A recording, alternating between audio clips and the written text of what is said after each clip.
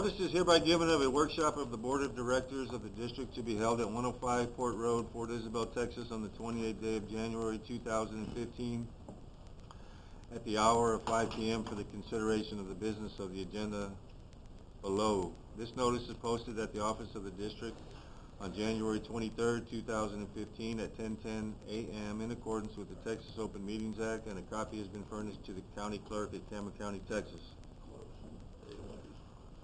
Let the record show all the board members are present. Notice of the meeting has been duly posted as required by law. Would everybody rise for the Pledge of Allegiance, please?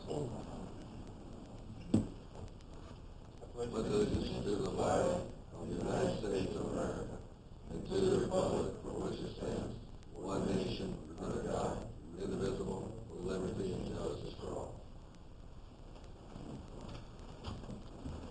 All right, before we go to item number 3, I'd like to, anybody that's got a phone, please silence it. If it's not already silenced. Me too. You too. I'm waiting for a call Mr. from Thomas. my bookie. All right, we'll put it on vibrate. Okay. All right, item number 3 is a presentation by Carollo Engineers on the Port Isabel Water Reclamation Facility and related wastewater treatment upgrades master plan.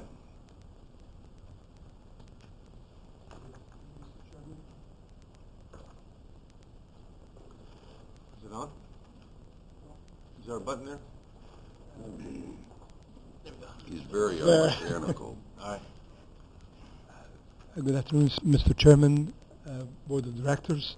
My name is Haney Michel. I'm Carollo Engineers, and I would like to introduce Andy Salveson, also with Carollo Engineers.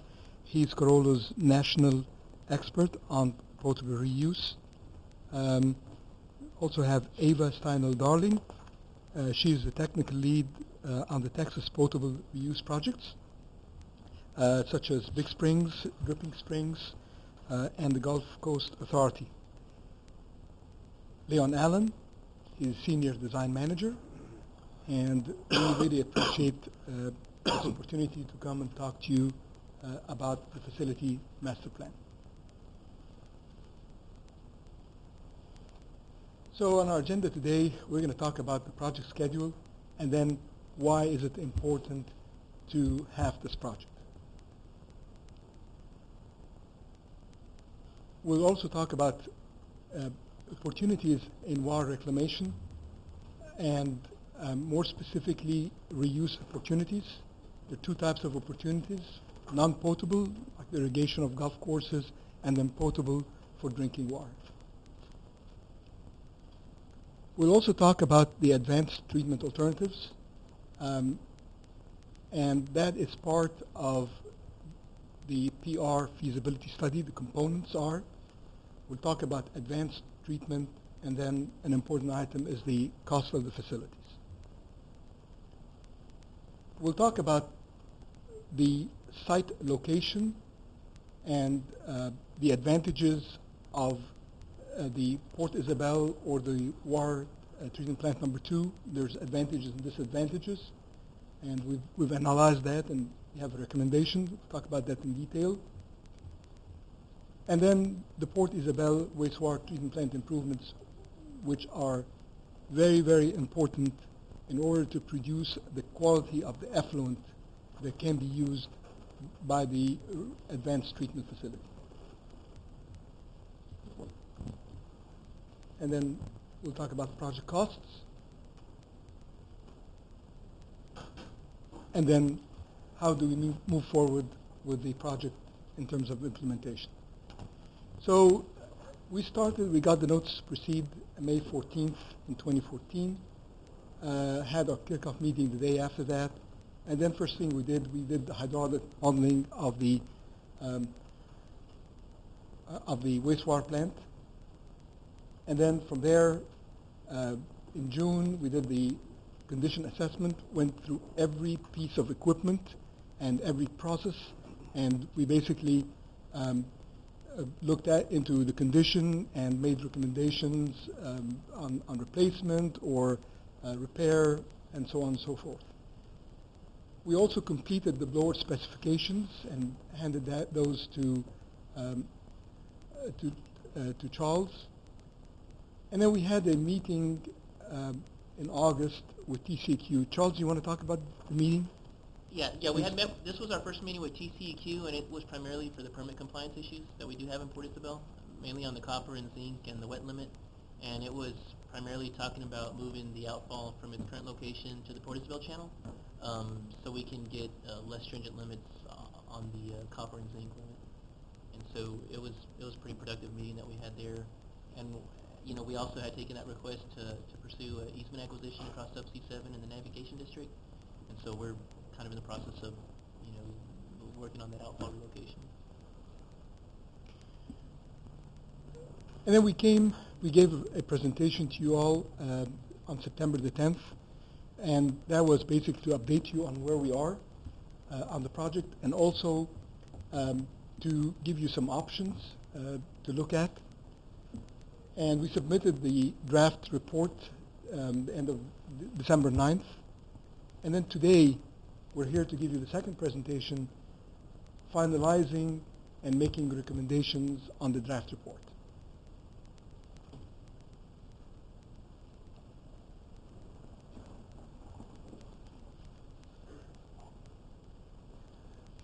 So the next few slides are going to be an update of what you heard in our last presentation, in part to get Rick up to speed, but also a few updates we've done.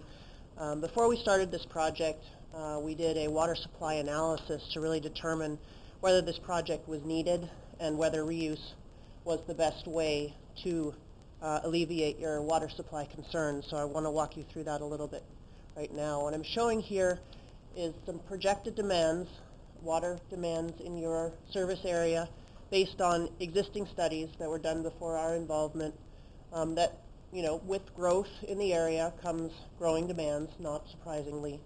And so if you compare those numbers to your water allocation, so this is assuming a fully curtailed allocation, and it does take into account the recent purchase of additional 78 acre-feet last year. You can't, it's a very subtle change here from 2013 to the 2015 number. But what you can see is there's a difference between that demand curve, especially projecting out into the future, and the sort of the drought conditions that would the water supplies under drought conditions represented by that green box. So the remainder of that area, what I've shaded in red, represents a potential shortfall from just about now. Like any projection, these come with a little bit of error. So we're lucky so far. There has not been a shortage condition. In part, that's because the actual allocation, the last data I have on this slide is for 2013, was in excess of that minimum allocation. But that is in part due to a change with the water master.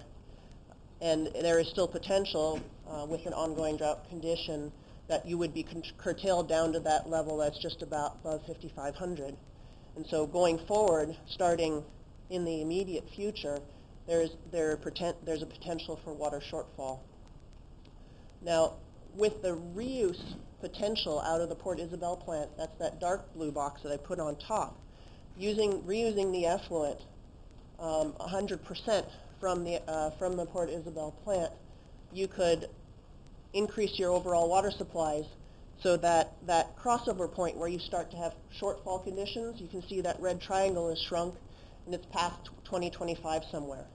So that's a pretty good improvement. Now if you add in the future, I understand that currently the Laguna Vista wastewater effluent is spoken for, but if you added that in the future, you could still project out further and have enough water supplies moving forward without having to go in search of new sources, even under drought conditions through 2040 based on these projections. In addition to saying, in addition to just doing the math on how much water can we get out of reuse, we did an analysis that showed reuse was really the most cost-effective next available water supply for the district. In other words, we compared it to seawater desal, which you did a feasibility study for, and also a pilot study, as well as some other sources, regional brackish groundwater, et cetera, and potable reuse really came out the most cost-effective in that analysis. Beyond that, the reliability of potable reuse is a really big advantage to the district from a water supply reliability perspective. Independence from the Rio Grande watershed brings you two main things. Brings you drought resiliency. So people are going to be using and flushing water as long as there are people around. That's not dependent on whether the weather is dry or the weather is wet. Beyond that, it also gives you local control. That's a water resource you have in your backyard.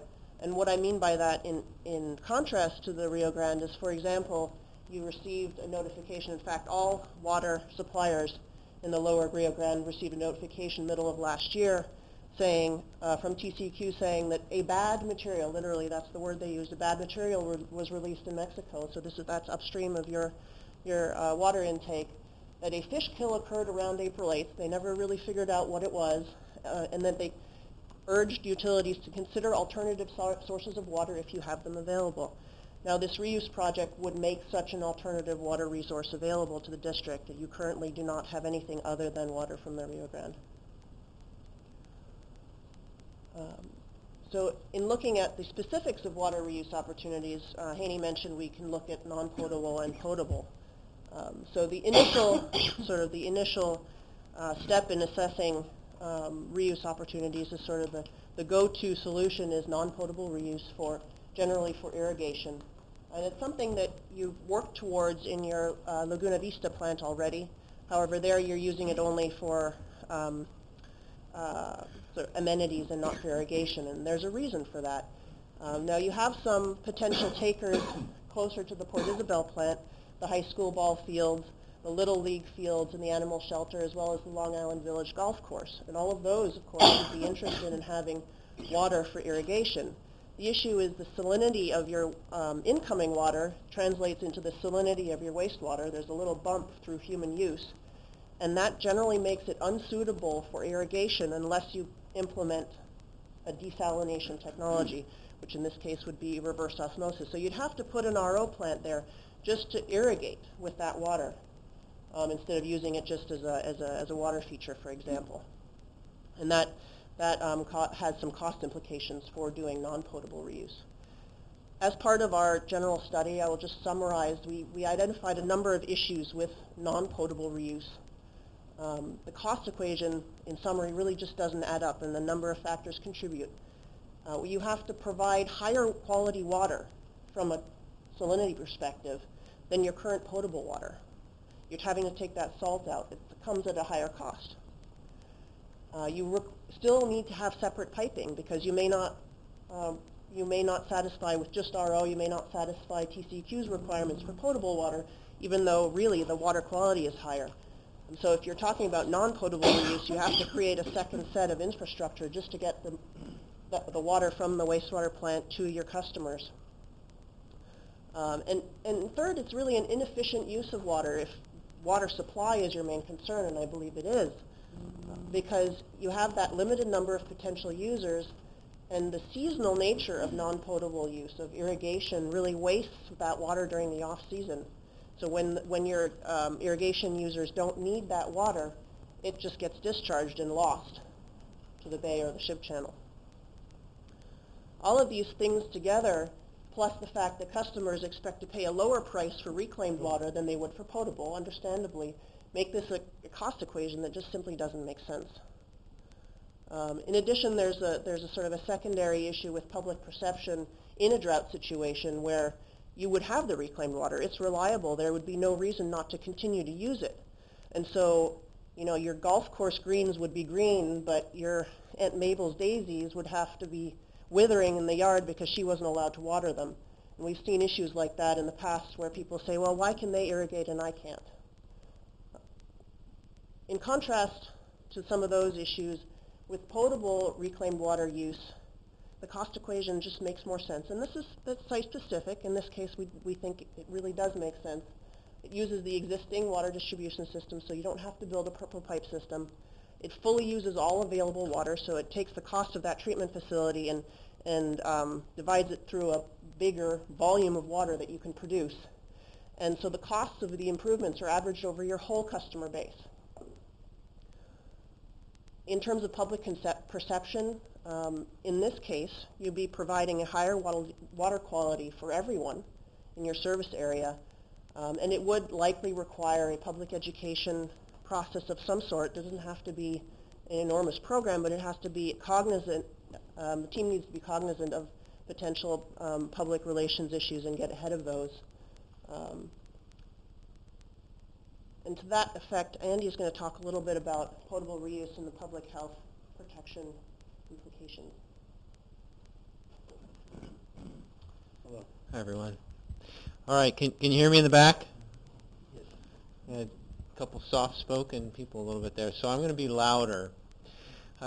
Indulge me for a moment. I want to talk about public health, because when we get into potable reuse, and I talked to 3 of you here before about this, but when we get into potable reuse, for some people it's a pretty new idea.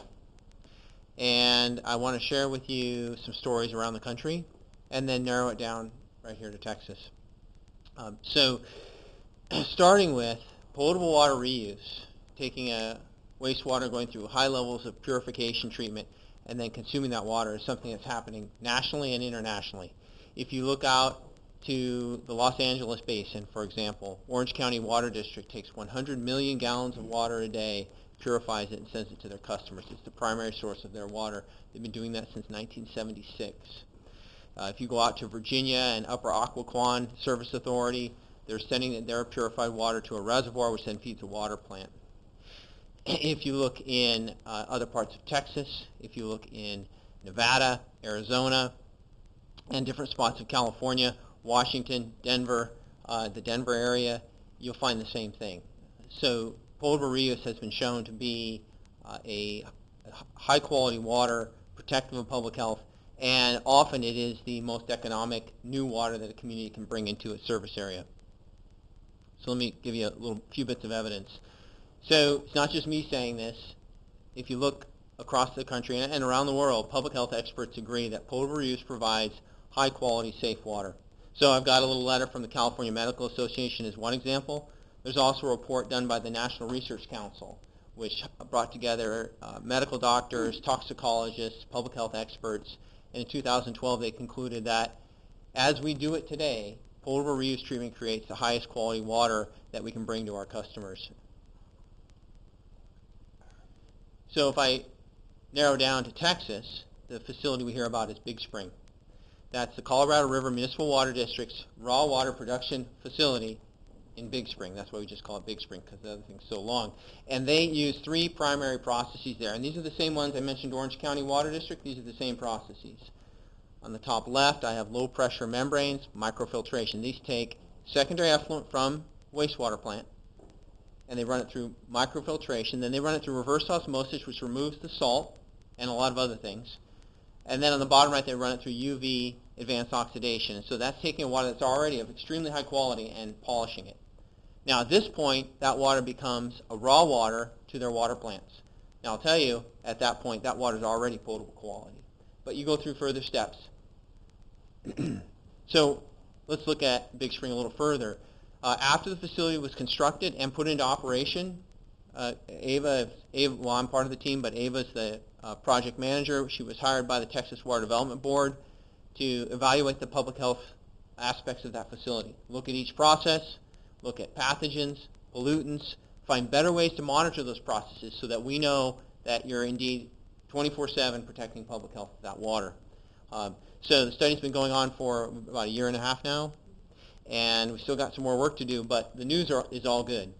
And so what so we're learning in Big Spring, a few notes. So first of all, if you look at the finished water there that they produce, that then goes onto the water treatment plant, it's pretty much void of everything we've looked for. We found a couple trace pollutants at parts per trillion levels. Keep that in mind. Most of your EPA-regulated pollutants are in parts per million levels. This is parts per trillion. And no pathogens. That's all good news. And very little disinfection byproducts in the final water. Matter of fact, we can't really make any disinfection byproducts after it's gone through the reverse osmosis process. So high quality water. So then what we're doing is we're comparing that to the raw water supply they have. So they've got their status quo we look at the raw water and we say, well, after the first process, we're almost to the same quality as the raw water. And then after we go through reverse osmosis, what's called the permeate, that water quality exceeds the raw water quality that they have. And then it goes through still the advanced oxidation process to polish it further. So I'm kind of beating a dead horse here, but extremely high levels of quality with these engineering processes. So the work in Big Spring now, and the work in Texas in general, because there's several other projects that are going on, that's actually going now outside of Texas. It's being exported. So in Cloudcroft, New Mexico, for example, we're taking a lot of things we're learning in Texas, and we're working with New Mexico Environment Department to do a very similar project as Big Spring. And we're learning how to better design these facilities. This facility in question was designed by a local engineer, and now there's a group of experts, including my team, that are going through, and we're saying, here's how you need to optimize that design. Here's how you need to control it. We focus on what we call critical control points so that we know that each treatment process has to operate within a narrow tolerance to give us the water quality we need. And then the last part, and this is critical, is training staff. So we're now working to train staff all through New Mexico on how to operate these pulverized treatment trains. So a lot of this information we're taking and we're putting it into your study is looking at the advanced treatment alternatives.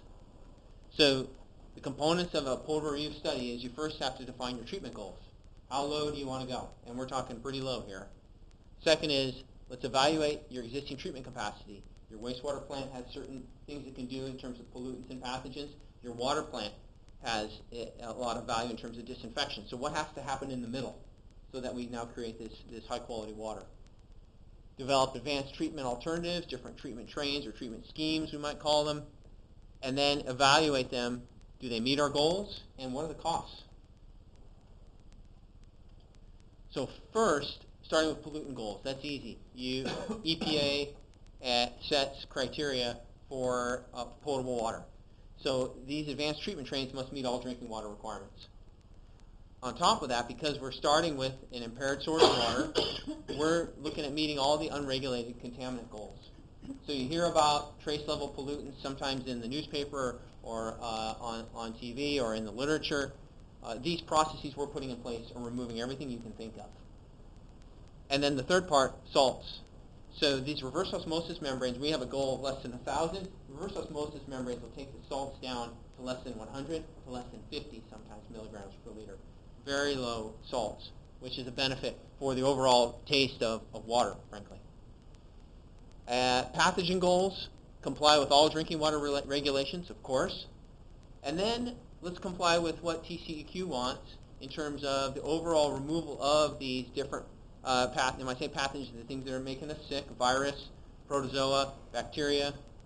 Let's remove them to the extent that TCEQ is looking for based upon the Big Spring project and several other projects throughout the state. And then the last part is aesthetics. We'll provide a water that does not cause taste, odor, or color complaints. Matter of fact, we're going to provide a water that's a very high quality and very pleasing. Frankly, it tastes like bottled water. So look at the existing assets. Existing water treatment plants provide treatment credit. We're going to use that. There's pipelines that we can use. For example, there's a large pipeline from Port Isabel to water treatment plant number 2 that can be used to transport the water from the wastewater plant to the purification facility. We can also provide some chlorination in that pipeline. Provides contact and disinfection. And then reservoir number 3 can be used to provide blending, a site to blend the water with your other raw water, and retention time. So it's in there, it's being held while we're doing all the proper monitoring of the processes. So on the left, and this is going to get too technical probably for, but there's a lot of acronyms, MF, microfiltration, RO, reverse osmosis, UV advanced oxidation. These are all the fancy processes I had shown in the picture. So we got number 1, treatment train number 1. Number 2, we take out reverse osmosis to replace it with another technology called nanofiltration. Nanofiltration uses less energy. That's good. The water quality is not quite as good as RO, though. And then the third one, an alternative treatment train that we're looking at in the industry, ultrafiltration, ozone with what we call biologically active filtration. So we use organisms to do good in the water treatment process. nanofiltration, and chlorine. And so what we did is we looked at these 3 trains, and we said, all right, let's talk first about pathogens. And so you see we've got goals on the bottom. So we know that we want to take this water and we want to get a certain removal of all these pathogens down to well below detectable levels, below that they're not even there. And so we have these 12 log goals. 1 log is 90%. So we're talking about enormous levels of treatment that's happening. 12 log of virus, that's the V. Giardia is G. Crypto is C. And bacteria is B. You can see all the log removals we're talking about. And so we've looked at each of these trains based upon our knowledge of the industry, and with one exception, we exceed the targets by a large amount. So it's very safe, except for number 3, where we're a little short on the cryptosporidium. So we're going to come back to number 3 is going to get removed from our discussion. Pollutants are the same thing. Which ones remove salt? CECs, that's compounds of emerging concern. It's the trace pollutants. Which ones remove these trace pollutants? And then which ones remove nitrate? Because nitrate's going to be in our wastewater, and it has to be removed before we can have a high-quality potable water. So again, train number 3 falls short, and 1 and 2 move along. Andy, I have a question. Could you go back to that slide? You had mentioned previously about Big Spring. Yeah. The second train, RO, made their water better than what their water was. Right. So why the need for the third train? Well, Big Spring was the first, so there was a desire to err on the side of caution. Correct. Right. And so it also goes to what TCEQ is going to give credits for right now. So the reverse osmosis process does an incredible job, and we know that let's just say it does this amount of stuff, but our monitoring hasn't caught up with its performance. So the problem with reverse osmosis is that we can only monitor that it's doing a small amount of what we know it really is doing. So if, for example, there's a break in the reverse osmosis membrane, I'm gonna lose some credits, and I'm not gonna notice it. So that's why I need to have the UV advanced oxidation process after that. Until we can re-engineer the monitoring, we need a redundant barrier that handles water quality variability. And maybe Ava, I'll let you want to. Well, I was also asking too about those first 2 trains, the MF RO and MF NF and NF. Yeah. Would those 2 trains make our water better than what we're getting from the river? Absolutely. So why you know, I'm Yeah. just trying to say, why the need for Right. the Why third do you need train? it? Right. Yeah. Right. So why are you sending it back to the reservoir? I think that's what he's asking. No, the third train is it's different. It's a UV. So It's not to the reservoir. My question is, why are you sending it back to the reservoir? So- It's cleaner than. So there's 2 questions. So maybe you want to address the first one, and then we'll look at why do you blend it. Right. So the other issue is, and Andy touched on this, is to be able to provide a safe level of pathogenic microorganisms in the drinking water, as close to 0 as we know it. You have to reach levels that we can't measure. And so even though we measured everything coming out of the RO, we need to be able to verify across a number of process trains based on previous tests done on those process trains that they are getting, here we're getting 4, here we're getting 3, here we're getting 4 logs of removal in each process, even though we can't measure the end result. Basically, it's based on an acceptable risk level defined by EPA of 1 in 10,000 annual illnesses of that water. So to be able to verify that, you would have to filter something like 2 times 10 to the 7, so that's 20 billion liters. So call it 4 billion gallons of water to find that one organism in order to be sure from a measurement perspective that it was meeting those criteria. So you can't do that. You have to rely on the processes, the multiple barriers to get you there. So even though we measure that it's better than the surface water, we can't measure to the degree that we need to be sure. How many check marks would we have just with the 2 trains? With the MF and RO and MF and N? So without the UV AOP, Without the UV AOP, we had that on there. you would be, yeah, you would be close. So you have, but not so I'll go through with you. CR. So for the MFRO, you're going to get, for the Giardia, crypto, and bacteria, you're going to get 6s across the board. Plus the water treatment plant. Plus the water treatment plants, you're going to get 8s across the board. And so you'd be, so let's say you're 888 or somewhere in that range, and the virus, you're going to get 5 or 6. So you're going to be short. And it seems like crazy numbers, and I think it does go back to the analytics. I was just wondering, our water from the river is probably 555. Your water from the river is Yeah. dirty. Yeah. Yeah, absolutely. So, I mean, I'm just wondering why we have to go a third stage. And I'd be happy to, we can dig into this deeper. It's a challenge we're all trying to face. There's questions we're trying to address in other places as well. And I know TCQ as their But, but you also asked, why would we take this wonderful water and blend it with the other water? That's my question. Right. Okay. All right. So this wonderful water, this reverse osmosis, is so clean that you can't put it into a pipe. Right? You take pure H2O, it'll extract stuff out of the pipe. It's so clean because it wants minerals. Minerals back, boys. It wants minerals. So by blending it with water you already have that's got a lot of minerals, you just solve that problem. So you could, as an alternative, you could take this water and bring in a mineral mixture and stabilize it, and then blend it after your water treatment plant as well. I've got too much energy. It's too. So water wants stuff in it.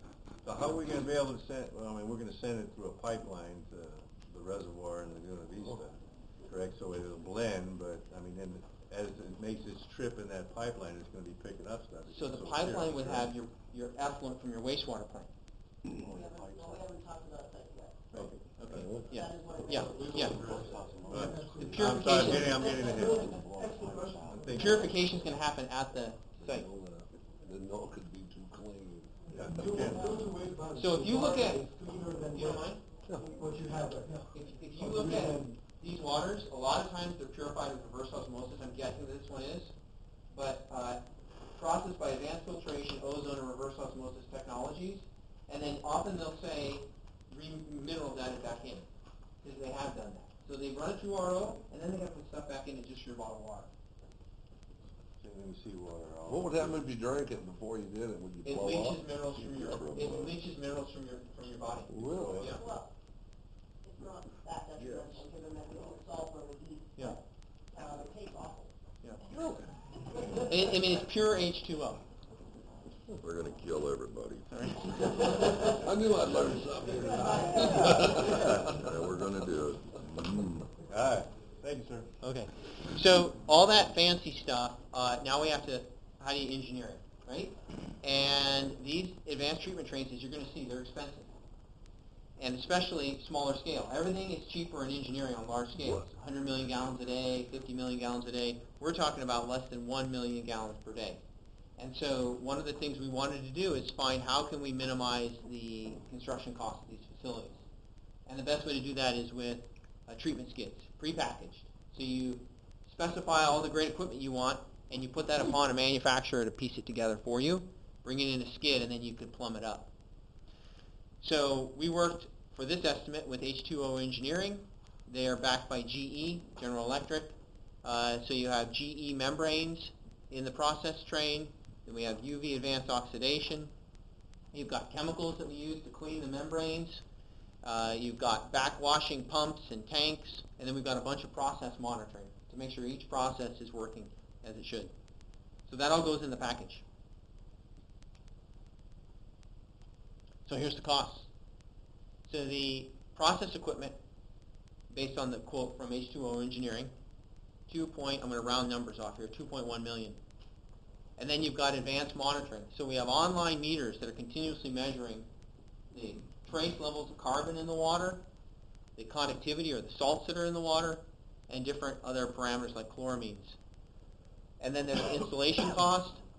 There's interstage tanks that need to be used to equalize flow, electrical, civil and site, and yard piping, buildings, and then the pump station, because we've got to take the water from the wastewater plant to the purification center. So that all goes in there, and you end up at the bottom with $6.9 million for producing about 0.8 million gallons a day of water. And how much do we use a day on average? We can't do that. Oh, in the summer it'd be about, what, 6 million Six- gallons per day, and in the winter it would be about 2.5 to 3 million gallons. We're talking about 3.5 million per day. On an average day, that we're putting out. What's the 3.5. percentage? So this would, Could be a quarter. supply about a quarter of what we need then. And, Well, maybe no, less. no, because you don't get 100% reclaim. Well, what's the acre feet that So- we're projecting? Do You get know, about Ben, like 40% 700 feet? if you're lucky. Yeah, so 28 times Rick. 4 is 32. If we're putting out 3 million gallons a day, you're probably gonna get, I'm guessing 30%. you got this number right here, 900,000 gallons a day off the 3 million gallons. 600. I don't care what they say about that. This cost would give you, this cost, so the way this works, and there's a lot of evidence in this, is that you start with a certain flow to the first membrane, it has a reject that falls off of it, it then goes to reverse osmosis and it loses 20% of its water. So the product flow is, 5, not 0.8. yeah, 8.8 going in, thank you, and it's 650,000 gallons per day. You can translate that to 700 acre feet per year. So the real comparison you need to make is, will that volume make up for that shortfall that we're projecting? And those are the numbers those projections that I showed at the beginning. And also, will it justify a $7 million expense? And what do you do with the discharge off the plant? We can't dump it in the bay. Brian, you'll come up, you'll see the We slide. can't dump it in the bay. The whole valley's in the same Well, situation. we've got some ideas, we'll be sharing that shortly. They're good ideas. It's coming. They're great ideas. Great idea. They're incredible. Marginally good. All right, I'm skipping ahead, I'm done. All right, Ava, thank you. Whenever a map comes up, I get to talk. Yeah. That's the deal. I get bullets, you get map. That's right, I get the fun stuff. So, Andy kind of already foreshadowed this, but the part of the presentation I'm going to talk about now is talking about siting that advanced treatment facility. Where do we actually put it? The initial request for qualifications and sort of the initial default location that you would expect to put an advanced treatment facility as well. You're treated wastewater effluent, so let's just put it at the wastewater plant and finish the water out there. And so we looked at that site, and it would allow us to reuse the existing 12-inch pipeline that's redundant with the one you have now, and allows us to put the water back up into reservoir number 3 and feed the water plants from there. Another site that occurred to us to consider along that same pathway is to put the advanced treatment at the water plant number 2 site. There are a number of advantages. The main reason that occurred to us at the time was that there's a future potential to add the effluent from the Laguna Vista plant. So there you're now increasing your overall available water resources. You don't have to commit to that now, but it leaves that option open. Excuse me. The other advantage, since we were talking about the processes, is that it would put it next to water treatment plant 2, where your operators are already familiar with the membrane process. That's what they're operating right now as a microfiltration process. So they could translate that knowledge to an advanced treatment facility located at that same site. Beyond that, based on actually siting these facilities on each of the sites, there's a lot more space available for advanced water treatment facilities at the water treatment plant 2 site. So what I'm showing here is a sort of a proposed siting. We have a sizable equalization tank, and then basically all of these processes, skid mounted, would go inside a building. And that building could go on the site of your prior operations and maintenance building that was there until a hurricane in 2008. Yeah. And so that site is already pre-compacted. It's ready for a building to go up with relatively little effort other than the building itself. And you can see there's quite a bit of space available still at that site. We talked to TCEQ in that meeting about the outfall relocation from the Port Isabel wastewater plant about the brine issue. And why this speaks to your point of, is there an opportunity for us to discharge that? Now, I know you said we can't discharge it to the bay, but the TCEQ's input was that that was a simple industrial discharge. It's no longer considered a municipal discharge because it's not wastewater we're discharging. It's simply a processed brine. And so that could be conveyed to the bay using, right now, all of our cost estimates assume a pipe because the drainage along that area classification is unsure at this point. TCEQ hasn't been clear how they're going to classify that water course. It's possible we may be able to just simply discharge to the channel and save ourselves the cost of that pipeline as well. The problem with that ditch is from 510 to the bay. That could be considered wetlands by the Army Corps of Engineers. There is mangroves there in that ditch. So The problem there is that is some bad stuff. there's mangroves already there in existence. I'm not talking about mangroves. Oh, I know. Stuff we're pumping in there. I know. Well, there won't be for long. Work fish. Anyway, shrimp, keep going. or Anyway, that's grasshoppers. so the microfiltration process. Microfiltration process removes almost all of those pollutants. So anything that you have coming through to the reverse osmosis process is really just salt. And what do you have in the bay already is salt. There's really not much left in it at that point other than salt. So in summary, we have some advantages to the wastewater treatment plant 2 site for advanced treatment. We see the future flow as up to 1.5 MGD projected out to 2045 at this point, because we can add the additional flow from the Laguna Vista plant. We see there's a lot more space available. It allows us to be more generous with our access to some of these facilities, and that becomes important when your operators need to get to them. The brine discharge at the Port Isabel site, it would also be discharged, but it would be discharged as part of the wastewater plant discharge. That would require permit amendment as well.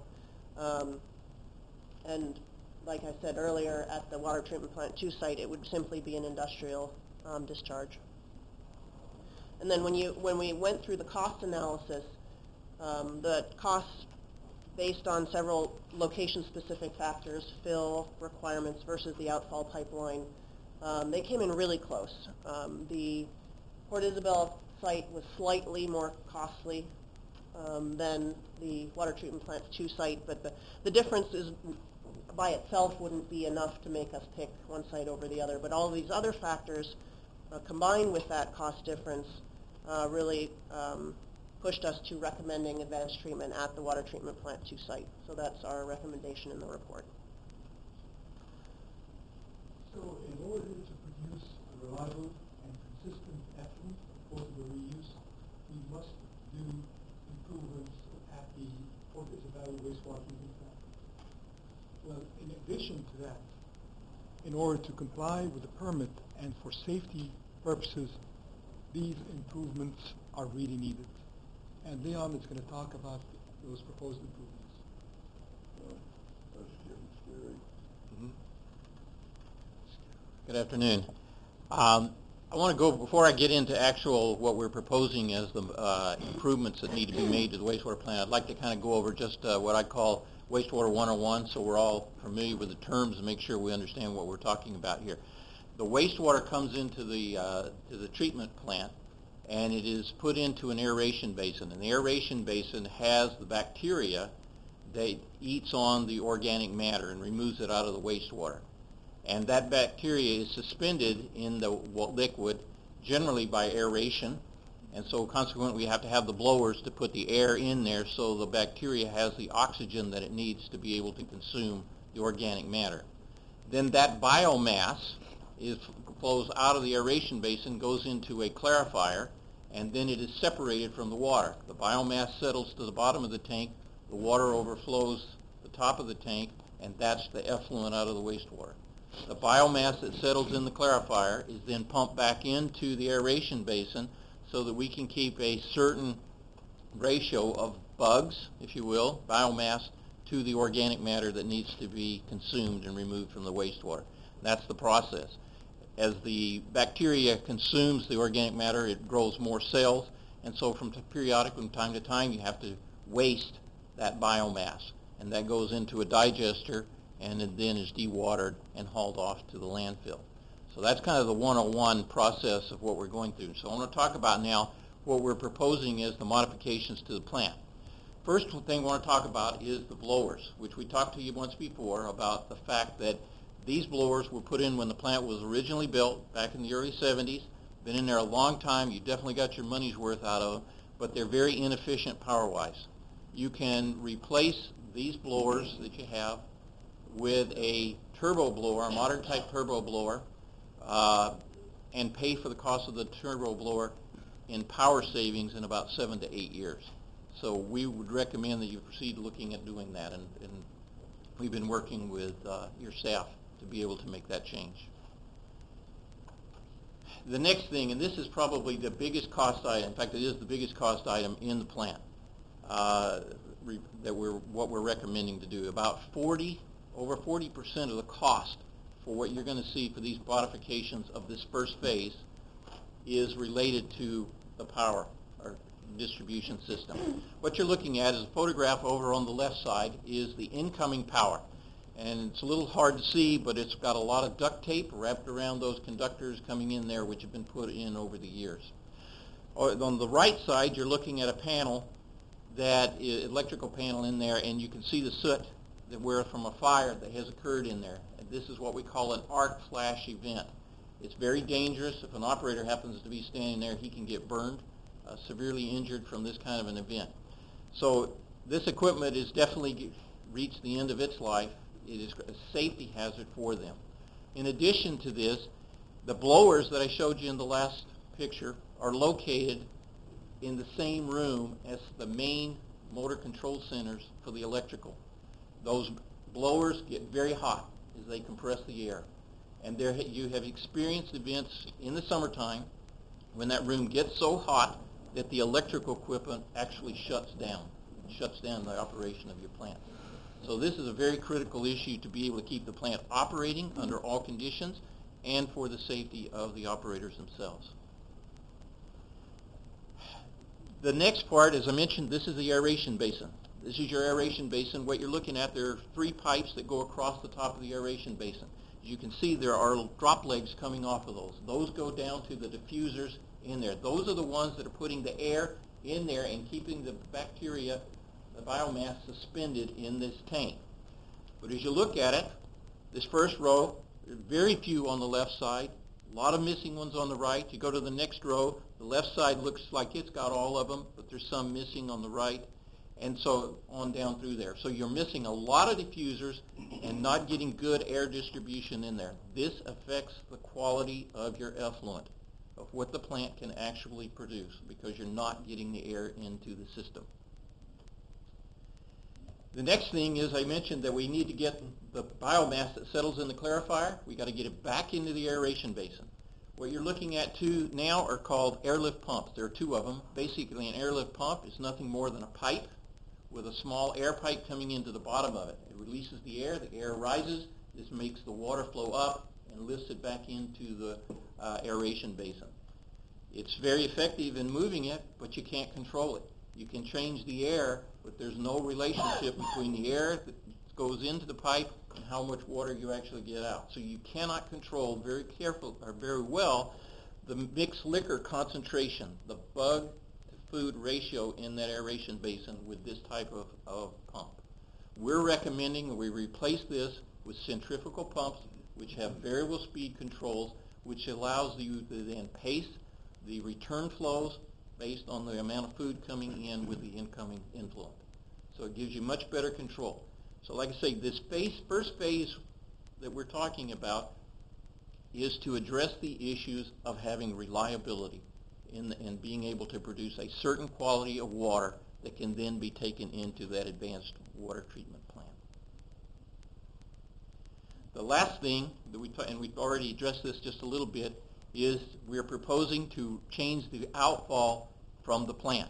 Right now, if you look, there's a kind of a purple line that comes straight down south from the wastewater plant and discharges into the mudflat area. That's a private privately owned, and you have an agreement with the landowner for being able to discharge there. There are two advantages of moving this outfall line as part of this project. Number one, as Charles mentioned earlier, you're having some difficulty of meeting your heavy metals concentration in the effluent, and also what they call whole toxicity effluent in there to the wet monitoring. And this is due to those heavy metals that are coming into your plant. Zinc and copper. Zinc and copper, because you are going into the mud flats. It's pretty constant across the whole system. Not coming into the Laguna Vista plant, is it? Well, I'm talking about like around basically in the Port Isabel area, there was no Or Isabel plant only? Well, Port Isabel plant is the only one that's having compliance problems. The others, Port Isabel is the only place we have compliance issues, Yeah. and that's because of the discharge being so restricted. Because you're discharging into a mud flat, there's really no dilution water that you're going into. So your effluent has to meet that, if you will, commingled limits that they set. What we're proposing is to put it over into the ship channel, which has a much greater body of water for dilution purposes. Therefore, the requirements on your heavy metals and the wet toxicity monitoring is much more relaxed. In fact, your current numbers, your monitor, what you're able to produce right now is acceptable for going into that ship channel. Now, the one thing negative, if you will, of moving it over there, they do require a lower ammonia standard than what you currently have in your permit. But with the recommendations that we're making with the new diffusers and blowers going into the aeration basin, you'll be able to meet that without any problems. And so just in quick summary, here are all of the things that we're looking at for the phase one, which is to increase the reliability of the effluent that you're putting out. Number one, we mentioned, is the blowers that need to be replaced. Number two is the entire electrical system for the entire plant. And then the aeration basins that you're showing there, that I'm showing there, we would put in new fine bubble diffusers to replace the quartz bubble ones that you have in there now. And then we would have the outfall, which would allow you to change the limits that you're required to meet on that effluent. Okay, phase two. Now what the phase two represents are things that will reduce the amount of maintenance that your plant operators have to do. So these are things that will make the plant operate better. They're not necessarily going to increase your quality of effluent, but they make the plant itself operate better. The first one is your headworks. And the headworks, the intent there is to remove solids and things that really aren't treatable and get them out of the stream. What you have right now, the water comes in on the pipe on the left, goes through this bar rack, which has to be manually cleaned, and then it discharges right into the aeration basins. As you can see, there's a pretty good gap between those bars. So it's not catching very much. Otherwise, they'd be out there raking all the time. And what happens to that material? It goes right into your aeration basin, and it sinks to the floor. And you can get a great buildup in there, and makes it harder for your diffusers to operate and get air into the biomass, because you're filling up that volume of the tank with all these solids. So what we would recommend is you construct a new headworks, which would have mechanical screens, which works off a differential level, so they clean themselves, and then it would go from there into a tank to remove the grit and sand, which is also accumulating in the bottom of your aeration basins right now. We get all of that stuff out of there, clean it up before it goes to the aeration basins. Because what now has to happen is you need to go in there and clean all of this out of your aeration basins. But the problem is, the way this plant's constructed is there are no isolation gates. They can't shut off part of the aeration basins and go in there and clean them. They have to shut the whole thing down, which you can't do because you need your plant to treat the water. So that's the issue, and we will address all of those issues by putting in the gates, but having a new headworks will allow it not to have to occur as often as it really needs to now. The next thing is to handle the solids. What you're looking at here is the drying beds.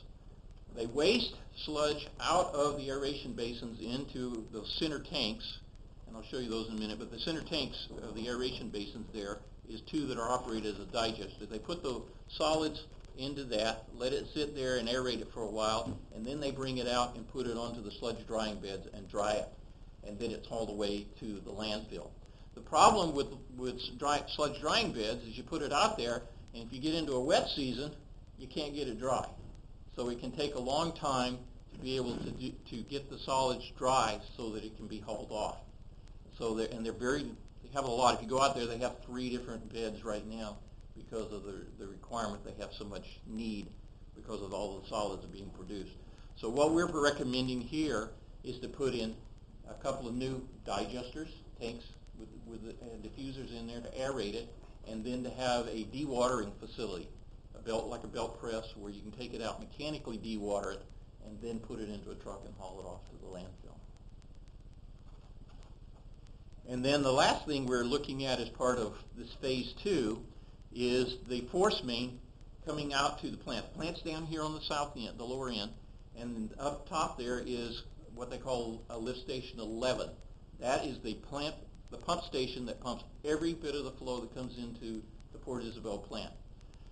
So it all has to go through a 12-inch force main coming through there. We did some modeling of that and looked at it, and that pipeline, the maximum capacity with the existing pumps is 3.3 million gallons. And your plant is rated for 1.1. TCEQ says that you should have 4 times the plant rating to handle the peak flows, which says that that pump station ought to be able to get you 4.4 MGD. As you can see, you're under that. So we analyzed it and said if we were to replace that pipe with, say, a 16-inch pipe, we would be able to get to 4.4 with your existing pumps. So it's either replace it or parallel it so that you get that capacity. So that's our recommendation, is that you expand the capacity of that force main. So just in quick summary, this is phase 2. This is the things to make the plant run better and reduce the maintenance cost. What we have is the force main coming down the street, coming into the new headworks. The center is the 2 existing basins now that are your digesters. We are saying we would convert those to aeration basins with fine bubble diffusers. And then we have what we call a flow splitter down there, because we're using them all now as aeration basins that would flow split and go over to your 2 clarifiers. And I didn't mention, but there are some hydraulic bottlenecks in your plant. This will solve those problems by putting in this new flow splitter. Then we have the 2 digester tanks and then the mechanical dewatering facility. Then phase 3 is to look at expanding your plant. Your current capacity is 1.1. If in the future you need to go to something bigger, we looked at going to 1.5 MGD. What you would need is an additional clarifier and 1 additional digester. So that those facilities are as you would see there. Okay, project costs. Getting down to the bottom line. What you've seen so far is the cost of the advanced treatment is $6.9 million. I have a question on that. That's just strictly construction costs? No, that's project costs. Project costs includes design, engineering, everything. Right. That's got it all. Right. Phase 2, phase 1, this is what is necessary to produce a consistent quality effluent to go to the advanced treatment. We estimate that the cost of that is $6 million. Phase 2, which is to be able to make the plant operate more efficiently and reduce the maintenance requirements, is another $6.6 million. Then phase 3 is $2.6 million for an expansion in the future. What we're looking at right now, and we're recommending that you consider going forward with, is the advanced treatment at 6.9 and the phase 1 facilities at 6 for a total project cost of $12.9 million. Now phase 2 can be added any time that the money is available, or there are changes in the regulations which would cause you to have to implement part of it. You don't have to do them all. That phase 2, they can be piecemeal. But we recommend that you look at and consider going forward with everything in the advanced treatment as well as phase 1. Put it down to the implementation now. So over the last hour you've heard about the need for water. I'm almost done. Why do you, what should you get out? Almost done. Bear with me for just a minute. So we talked about the need for water, for additional water. We talked about the advanced treatment, and we also talked about the improvements for the wastewater treatment plant. So where do we go from here? What we would like, would request that the board will look into moving with the, proceeding with the design phase. But with that, we want to start permitting for the plant outfall at the Port Isabel wastewater treatment plant facility. Take a break. And we've had some off-the-record conversations with TCEQ, and what we've been hearing is positive. We want to start developing the design phase scope for the advanced treatment and also for the improvements of Port Isabel Phase 1. In summary, we'd like to proceed with the design. Any questions?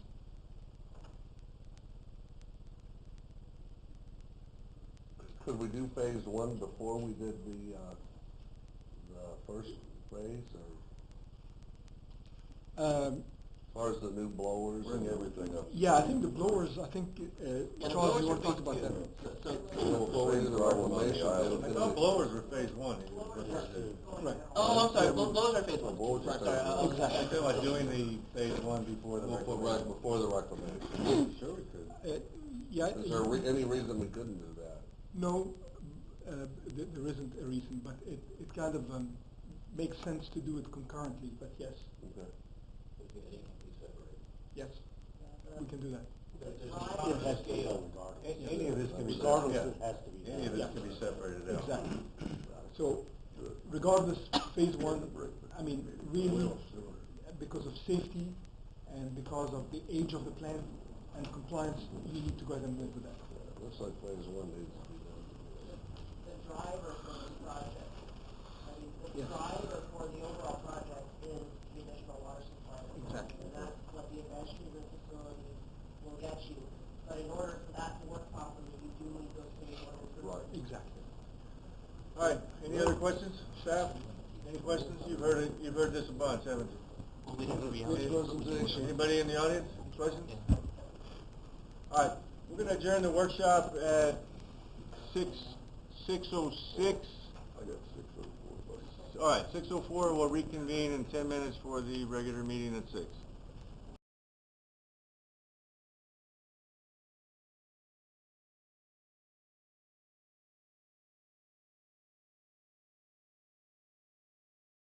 (6:15 p.m.) for the consideration of the business of the agenda below. This meeting notice is posted at the office of the district on January 23rd, 2015 at 10:10 a.m. in accordance with the Texas Open Meeting Act, and a copy has been furnished to the county clerk at the Cameron County office. The meeting is in order. We have all the board members present. The notice of the meeting has been duly posted as required by law. I'm going to dispense with the Pledge of Allegiance. We did that at the workshop. And we're going to move to item 3, invitation to the audience for discussion. Is there anything from the audience? Mr. Chairman, I'd like to mention one thing that I didn't have time to put it on the agenda because it was the 23rd when this happened. Yes, sir. Career Day at Garriga. Just wanted to mention that we have customer service manager and the wastewater manager attend Career Day at Garriga. They presented kindergarten kids with brochures and coloring books for water conservation. So I believe there were over 150 little kids and the teachers that were included that were present, and the little kids learned about conserving water when they brush their teeth, taking showers, and all that. Little stuff that counts in the long run. Just wanted to mention that. Minimata and Pabucho. Okay, very good. Thank you. Thank you. All right. Move on to item number 4, consider and approve minutes for the regular meeting of January 14th, 2015. So moved. Motion by Mr. Thomas, Second. second by Mr. Wells. Any questions? All those in favor say aye. Aye. Opposed? Motion carries. Item number 5, consider and approve legal services agreement with BD Bangle Strama firm for the Laguna Madre Water District. Mr. Golan. Sir, Mr. Chairman, I did provide for you the agreement, and you all have copies of it. And I would just like to recommend that we go ahead and approve, the board approve the agreement. If you have read it, is there any questions on that? No questions? All right, can we get a motion, please? I make a Motion motion. by Mr. Friedman, Second. second by Mr. Wells. Any other questions? All those in favor say aye. Aye. Opposed? That motion carries. Thank you. And for the record, let's announce who is representing the firm today, for today's meeting. My name is Olafo Cordova. I'm here on behalf of Eddie Lucio and the firm for this meeting. Thank you, sir. All right, let's move on to item number 6, General Manager's Report. I'd like to mention that on my report, Mr. Chairman and members of the board, that our district vehicles were gotten into, and the catalytic converters were taken out and stolen. We reported to the police department right away. We've had our insurance already aware of it, and they came by. As a matter of fact, they came by today. Could you give us an account of vehicle numbers? Yeah, it was a total of six vehicles. Two of them were parked at the lab department, one was at the water plant, and then 3 of them were at the wastewater treatment plant here, all in Port Isabel. Were they parked in front of the buildings or on the sides or? The lab has the front, yeah, the lab has the carport where 2 of the trucks are there. The water plant is right next to the water plant, right next to the building. At the wastewater plant, they got a parking lot right in the front of the building, so they were all parked there. They just, what they did was they came into the back corner of the water plant, and I guess they started with those 3 trucks there, and then they went over to the back side of the reservoir, and they cut the fence over at the wastewater plant, and they went in through there, and they were able to get 3 more over there. I'm thinking that the battery from that cordless drill that they were having ran out of batteries, because there was 3 more trucks there that they didn't get to touch. Was it all on the same day or not? It was all the same day. All the same day, all the same night. Same night, yes. Same night, and they did leave some the hacksaw blades or the reciprocating saw blades that they used, and there was also a glove left there. They had to have been there for quite a while. That doesn't, 2 to 3 hours. I mean, that takes some time. That's not a, So they not cut a through the job. fence to get into some of them, right? Is that what you're saying? To get to those, they go underneath. They have to go underneath the vehicle. Or they have to pop the hood. No, they just go underneath. Go underneath. That's why they cut the pipe. That's the reason they rather have a pickup truck than any other car, because they can get under there pretty quick. No video surveillance. That's in our recommendation for priorities and goals for the workshop. Okay. We brought it in there. Would it help to start putting up some rewards when we get robbed on these deals? Last time I got robbed, I put up a reward here in 24 hours, I had them. Yeah. I don't have a problem I putting put up up a $1,000 for information and have them go to PIPD. We don't have Leading any to idea. the conviction, arrest and. Arrest and conviction. Just a thought. have to ask council about the legality. Council, is That's that legal. That's legal? It's legal. That's, It's legal. that's under the $5,000 limit, so if you guys want to do that, I would highly recommend. $1,000 will make lips move, Jeff. Is there a motion This on the council, floor? we can't, this is not not a non-action On item. the agenda, I don't know that Carl's still. He doesn't need our approval. He can- No. Maybe that's in the press and. Get some flyers out. That'll be it for my report, so. Item 7, District Engineers Report. Charles? All right, so the first item we have on the report is our use of chlorine dioxide pilot study. That's still ongoing at Water Plant 2. Again, we've been using the chlorine dioxide since December 3rd, and we're still continuing, monitoring and taking weekly samples on our THMs, our trihalomethanes, which is our disinfection byproduct we're having issues with, and at the same time maintaining our, disinfection requirements. And so we're still continuing the process of finding the best feed points and how we're going to maintain a stable disinfectant in the distribution system without creating the THMs. And so we're pretty close to getting the final end result. So actually, we're actually meeting with some experts tomorrow at the plant to go through our feed point locations and our revised contact time study that we're going to have to submit, so we can really have a long-term solution to these trihalomethanes. They haven't done anything yet. No, well, right now, since December 3rd, we've been using chlorine dioxide. So Okay. now, the limit is 80 micrograms per liter, and before the clear well, our THMs are about 9 or 10 micrograms. What? About 9 or 10 micrograms per liter before the clear well. And right now, we have the clear well on free chlorine, but we're looking at getting it back to chloramines. And so once we get that change back to chloramines, everything from the clear well downstream, we should be able to maintain a stable disinfectant that's going to prevent that disinfection byproduct. So we're working on that as we speak. And so that's pretty much where we're at with the chlorine dioxide study. And Charles, we had talked earlier on this. We're going to probably end up with one more positive, one more letter we're going to have to put out maybe for the next quarter. Is that what you're saying? Because it averages 4 quarters. Right. So in March, which is when they're going to grab the next samples, at 550 Padre, we got to get below a 10, and at the Coast Guard, we got to get below a 30. And just like these last week, we're still at 100, 110. So we're going to probably have to do another public notice for the next quarter, and then we'll get that. Once we can get those heightened readings that started up in June, then as those start to drop off from our annual average, we can stop the advertisement. And also, we just have to explain to people what that is, because a lot of people, there's a lot of ill, what's that? You're right. Ill LPR. But our water is still a lot safer than what it was 2 or 3 years ago. Yes, based on the microfiltration plant. The microfiltration system itself has plenty of barriers for the pathogen removal, and then plus our disinfection, we're giving it too much chlorine, and so we need to get that stable so we don't have these byproducts.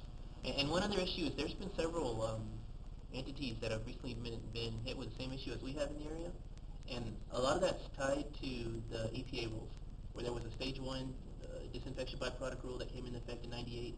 Stage 2 took effect October of 2013. And so at that point, it changed us to 4 different sampling points that we weren't testing prior to 2013. And so this November was the first time we had 4 testing, 4 numbers to produce an average under the new stage 2 rules. And so I think we had one site that averaged 94, which is what triggered that public advertisement. Right. All right. Adam? Okay, yeah, so again, moving on to Cuates Pump Station, construction progress. We have pulled the pumps out of the old pump station, and so we're working on extending the shaft to be able to drop it down to the second pump into the new pump station. And I think we've even pulled the last pump that was remaining as well. So aside from AEP disconnecting the meters, we're ready to do the demo on our old pump station out at Cuates. And we're working on extending the shaft and getting all the site work done, the paving, to finish up the project. Tomorrow we're calibrating the flow meter, getting it tied into SCADA. So we're on the tail end of the construction there. Okay. And that concludes the engineer's report. We do anything to figure out why it's silting in this fast? Well, I Our think cement pond.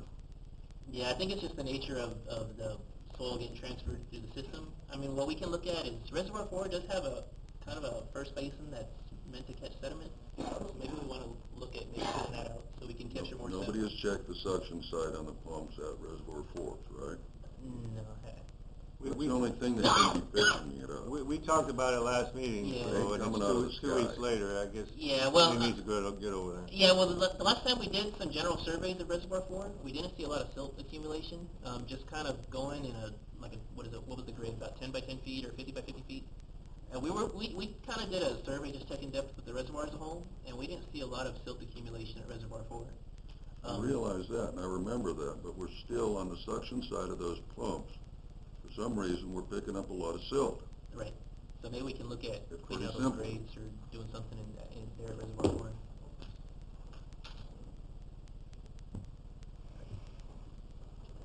Any questions for Charles? Item 8, presentation by Long Chilton LLP on the audit report for year ending September 30th, 2014 for the Laguna Madre Water District. Chairman, members of the board, I was asked to keep this short, so. The audit is in front of you. Can I state your name, sir? Carlos, my bad, I'm sorry. All right. I don't know if you have the audit in front of you or not. Okay, so I'm just gonna go over very quickly. Page 3 and 4 and 5 is our audit opinion. We've got a clean opinion, which is on page 4, basically saying that the financials are presented materially in all respects from all the governmental activities, each major fund as of September 30th, 2014. And so that's, again, a clean opinion. You can't get better than that. So that's it.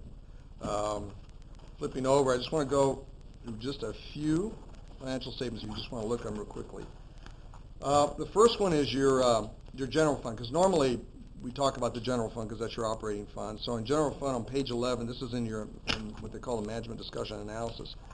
And in your management discussion analysis, it's a very brief recap of what the general fund looked like with respect to the statement of revenues and expenditures for the year. 2014 is your left column. 2013 really only represents a short year because last year, September 13th or September 30th was only a 5-month period. So in 2014, you can see in very summary format, total revenues of $7.4 million. Again, your biggest issue, water services of 4.3 and wastewater of 2.8. And your total expenditures, which most of it is service operation, of 6.6 million. So you had an excess of revenues over expenditures of about 778,000. 664,000 was transferred over to debt service to pay the bonds. So you ended up with a net change in fund balance there of about 113 to the positive. You start off with 5.3. You ended up with 5.487 in your general fund. And then if you flip, I love flipping, these things are massive. But if you flip over to page 17, when I say 5,487,000 of fund balance, keep in mind that you have them committed, and there's certain areas of it. The first column there is your general fund, and that 5.7 is split up between what we call non-spendable, which is what you have invested in prepaid items, inventories, things of that nature, meter deposits. The other parts are committed. Capital projects of 1.4, annexation, sale of land, and the biggest part, obviously, is your unassigned. That's your free money, if you want to call it that, $3,097,000. That's your revenue side for your general fund. Your debt service fund had about a deficit of $572,000, but that's why you need the $664 to come over to pay everybody off. But you did have a positive change there of $92,000, so you ended up the year there at $3,252,000, all of which that is committed.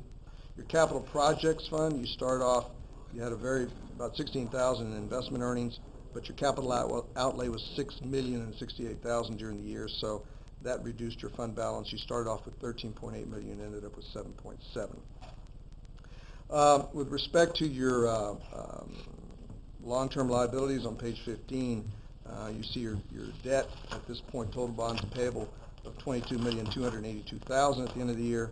You did have some compensated absences rounding out to $22,581,000.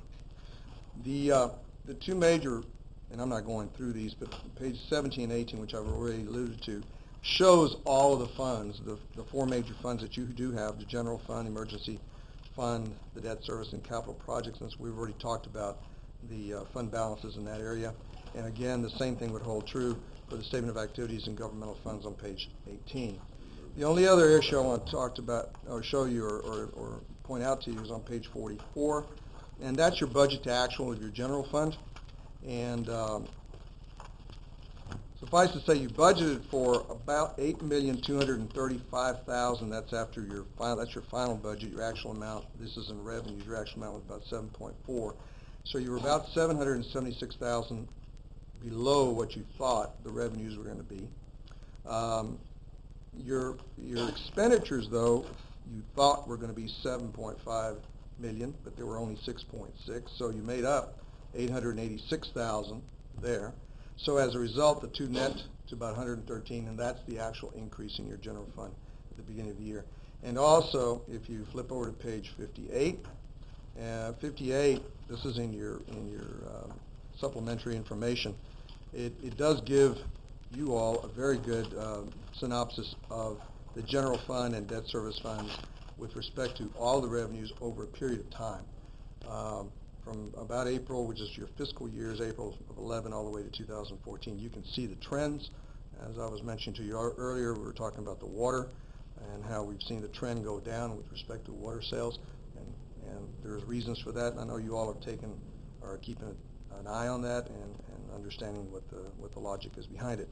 Other than that, there is a section in the back called compliance section, which is because this is a government, we have to issue a government report on internal control, which we did, and we don't have any findings there. Other than that, the audit went very smooth. We did have some concerns, obviously. You had a change in CFO right during that period of time, and then we came in. So needless to say, we're a little concerned about if these things were going to get out properly or not. But I would like to tell you that kudos to your staff.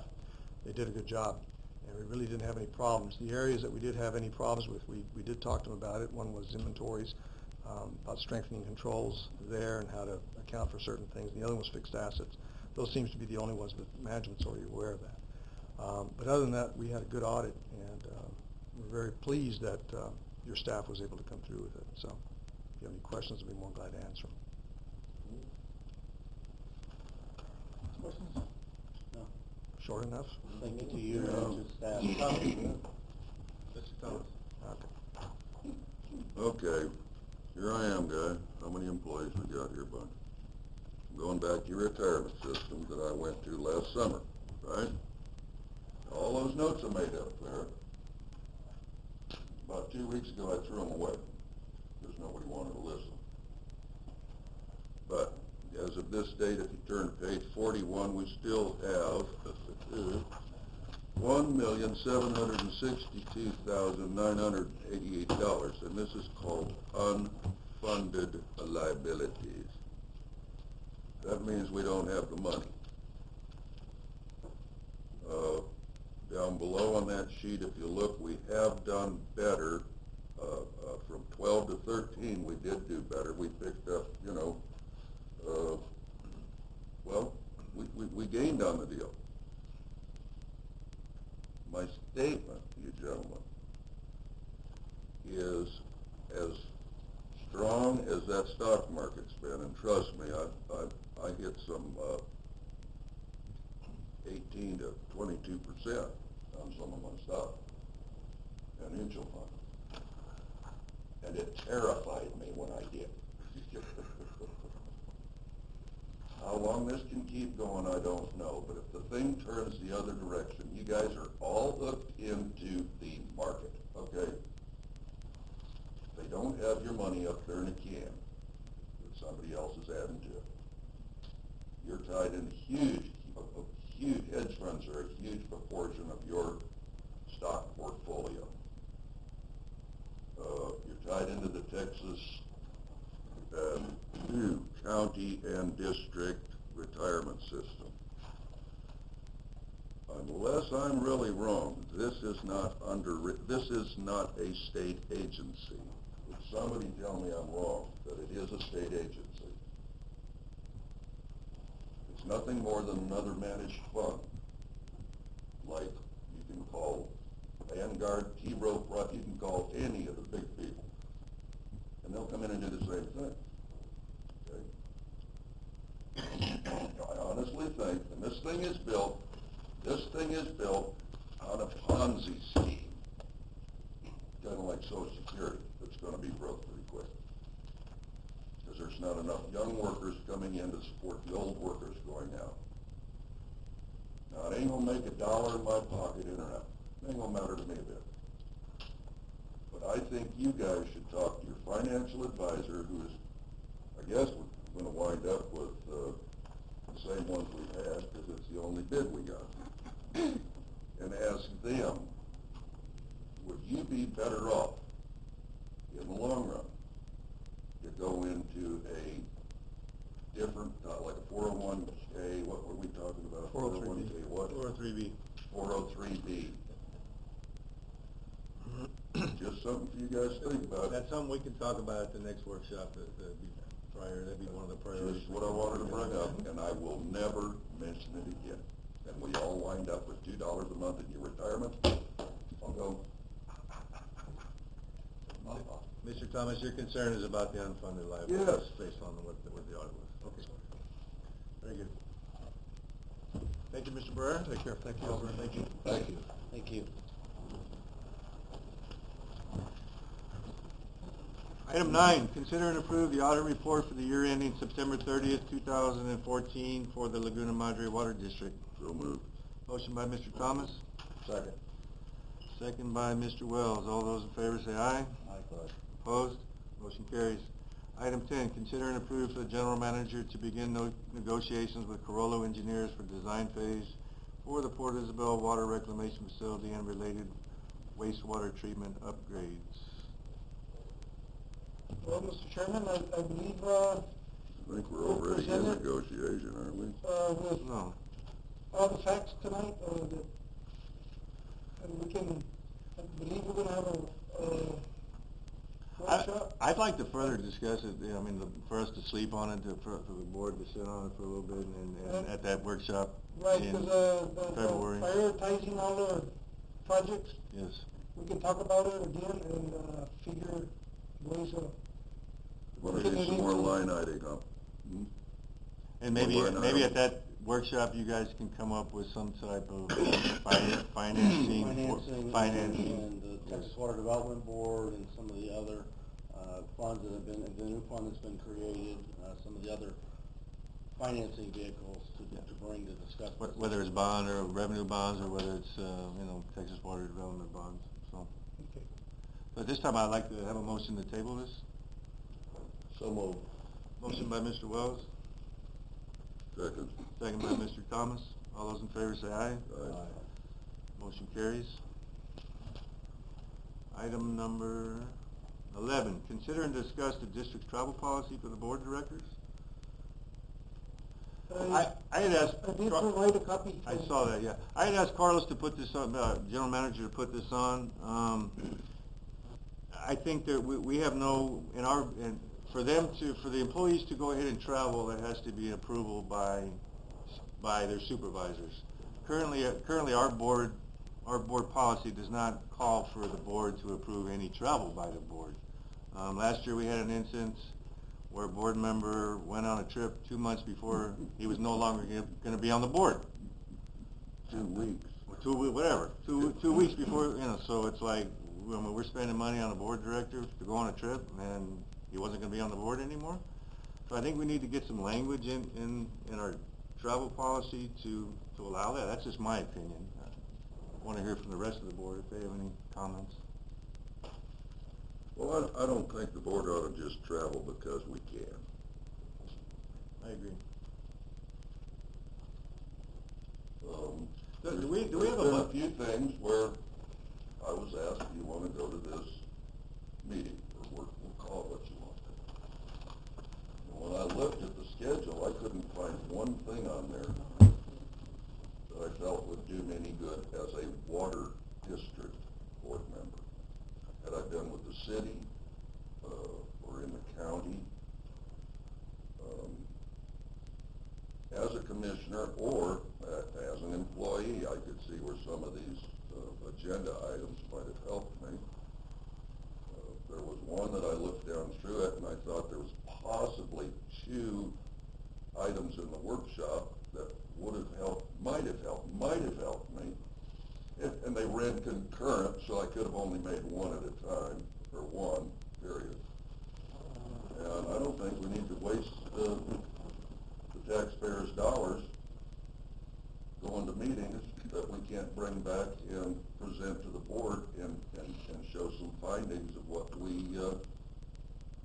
went and saw and what we did.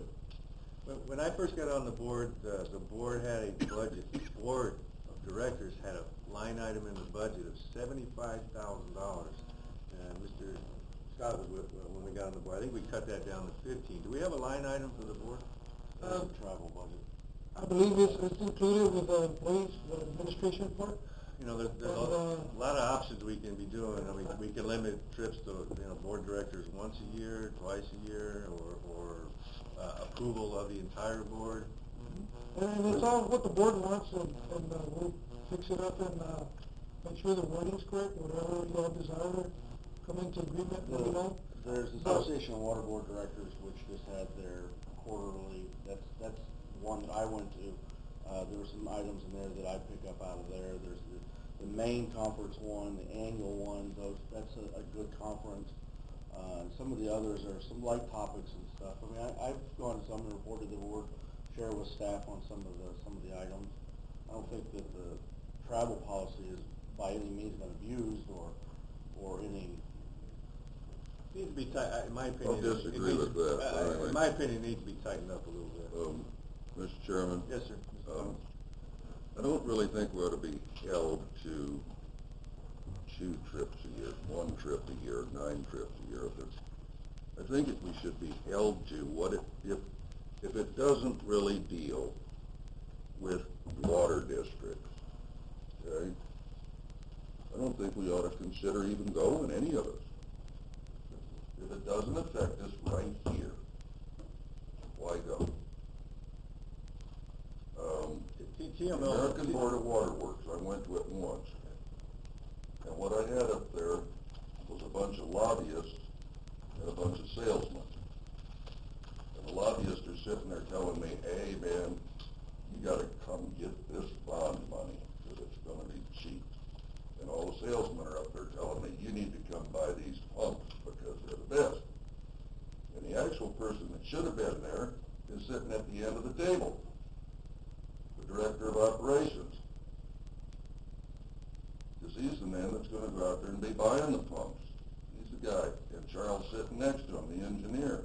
Those are the guys, not me. And that's all I got to say. Then what would be something we can include in the policy that the entire board has to approve travel for any director from now on? You want that language added? For us, not necessarily for them. No, not for them. I'm talking about for the board. For the board, yes, sir. Yeah, I'll go with that. You want to go with that, Mr. Wells? I can't pull the board, can I? Well, I mean, Well, right now it's just discussion, so. Right. I know think it's just discussion. this is not up for board action. Discussion, but I'm saying for next meeting, we can have a resolution to amend the policy. I went to Las Vegas on your nickel. And I got a lot out of that. You did. Between the reclamation water and the desalination water. And guys, I went home on desalination with a sinking with a rock in my stomach because I'm looking at beautiful clean water. California coast drops off, you know, boom, you're out, what, 300 feet, you're in 500 feet of water. And they're having, and it's clear, the divers are down there and it's so clear, it's almost Caribbean water. And they're having problems with the incoming water, the turbidity in crystal clear water. We go down here and we go out 5 miles and we're in a mud hole.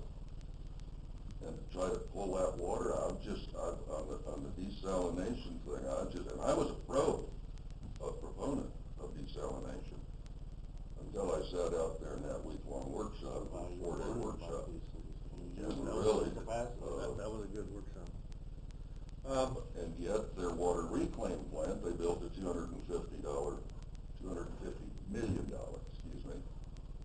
and they're putting between 12 and 15 million gallons of water back into Lake Mead off their reclaim plant, and that's pretty awesome.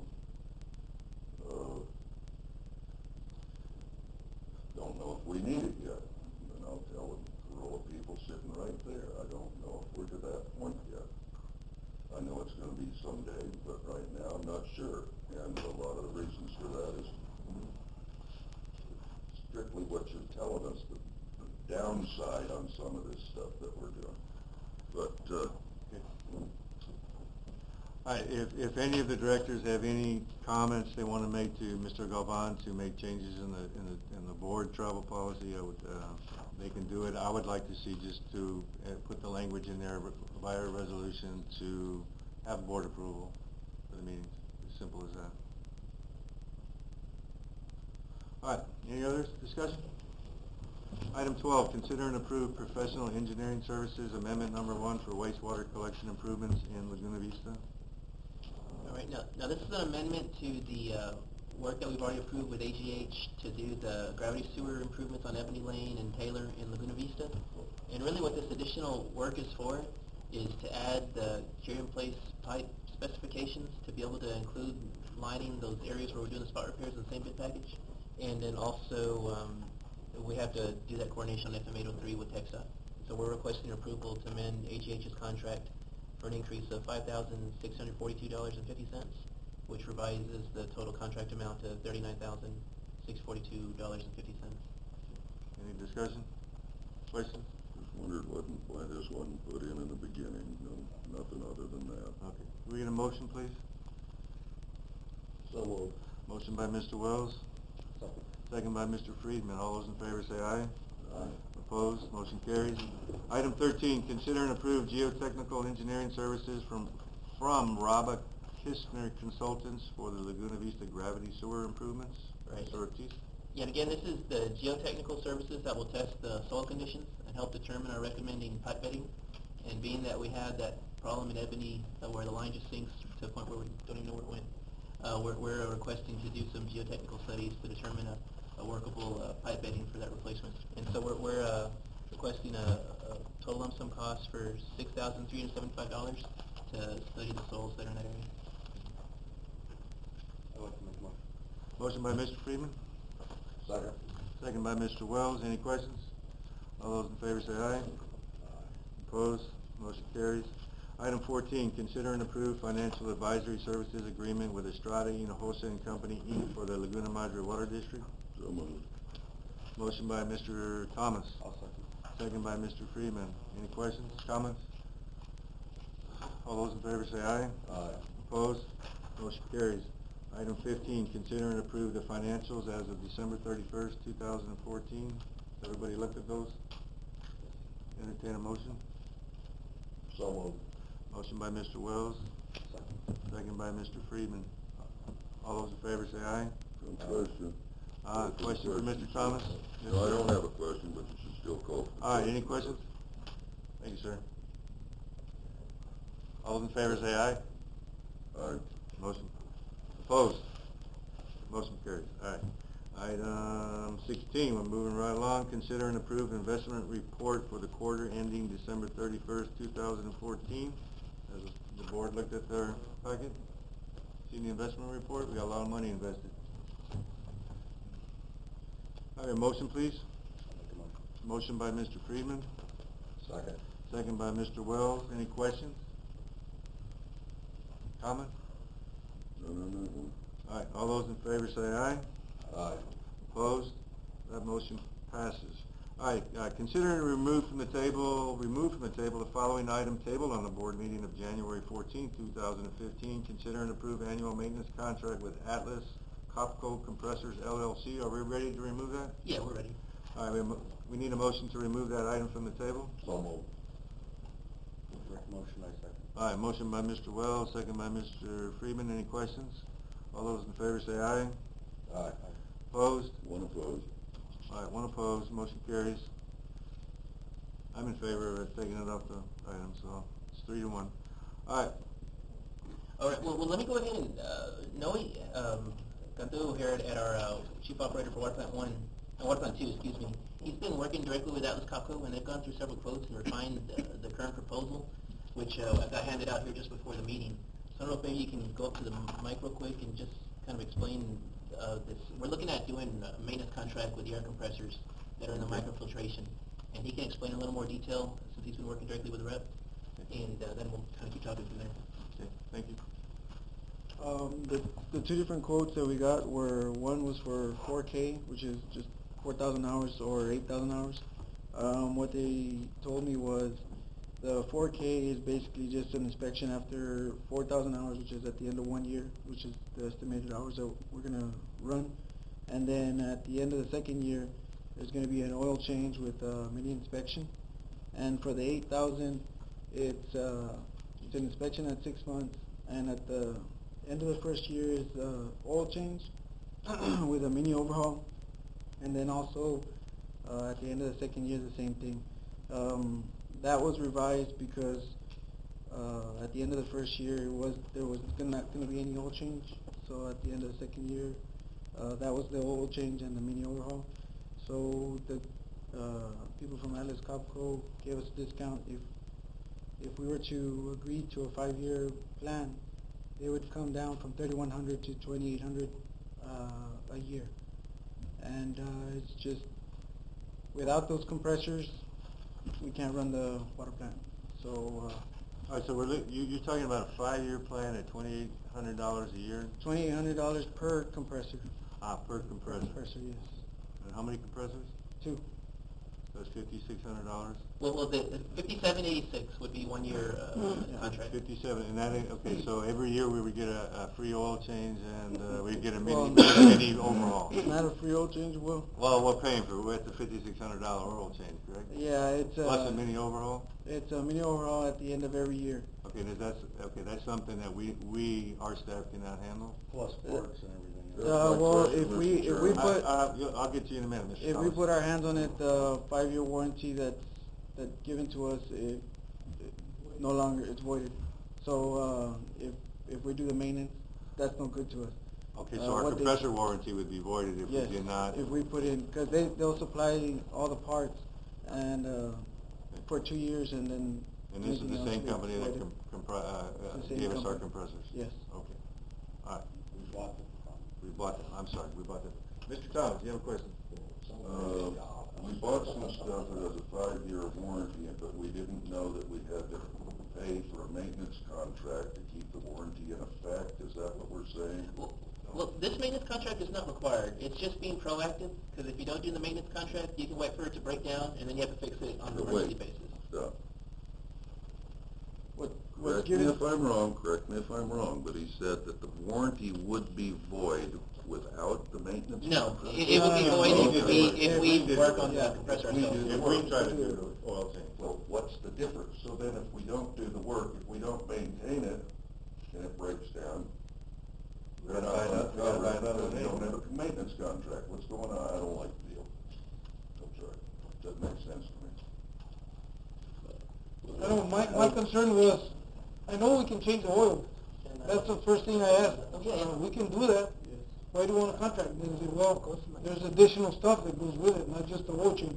yeah, And that's why I let them do their presentation. For that reason, that there's a mini overhaul, I don't know what that pertains to. What's the mini overhaul include? I have a list. It's air filter, cooler block, cooling fan, cooling airflow, electronic function, pressure relief valves, air, water, oil leakage, couplings, rotation, electrical component, compressor oil filter, housing, oil separator, overhaul mini pressure valve, unloader valve. We got a regulating system. We got a function after cooler. We got a test moisture trap. We have many after cooler. They clean the whole system. We have operation sequence. Right, everything. and just to give you another... I have a question. Each compressor costs us what? Oh, I don't have that 25-ish? broken out. Was it 25-ish? Oh, well, I mean, it's part of the whole package that was, $3 million or something in that range. I don't have the itemized cost for this air compressor. I'd have to get it within Paul's internal numbers. Well, we just got this tonight. Why Mr. did we Freeman. get this dumped on us Mr. tonight? Thomas, hold on. Can I Mr. say Freeman? something? Yes, sir.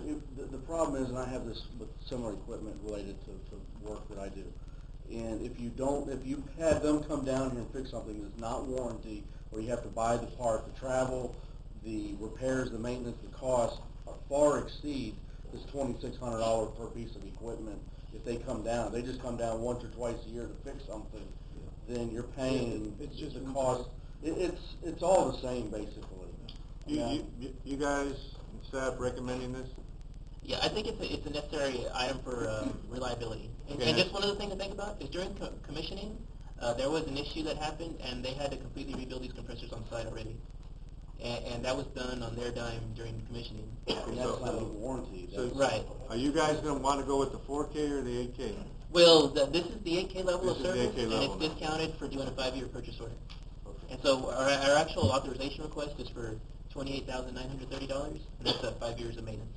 Mario? I could clarify the question about the warranty.